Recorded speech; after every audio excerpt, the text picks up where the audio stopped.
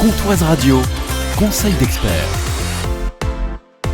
Bonjour Mathieu Cucherousset. Bonjour. Gérant avoinier paysagiste à Franchevel. Depuis quelques années, nous voyons de plus en plus de graminées dans les jardins. Alors pourquoi ces plantes, autrefois qui étaient assez discrètes, sont-elles devenues incontournables? Eh bien, les graminées ont longtemps été associées aux champs, aux bords de route ou aux prairies un peu naturelles. Aujourd'hui, elles séduisent parce qu'elles correspondent parfaitement à nos attentes actuelles. Moins d'entretien, plus de naturel et aussi plus de légèreté.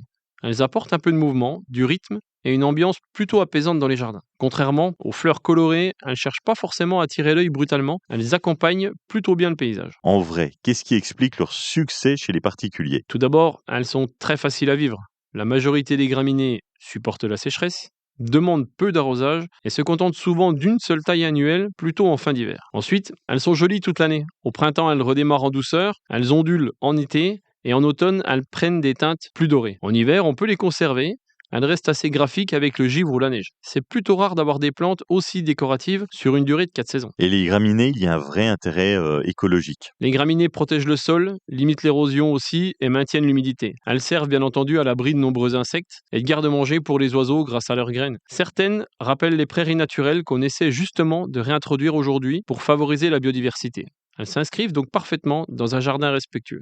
Les graminées sont le symbole du jardin moderne, plus naturel, plus résilient et plus apaisant. Pour débuter, on peut choisir des valeurs sûres comme le miscanthus, le pénicétum, la stipa ou la fétique. Plantez-les plutôt au soleil, laissez-les tranquilles et surtout ne les coupez pas trop tôt en hiver. Elles sont encore magnifiques à cette saison.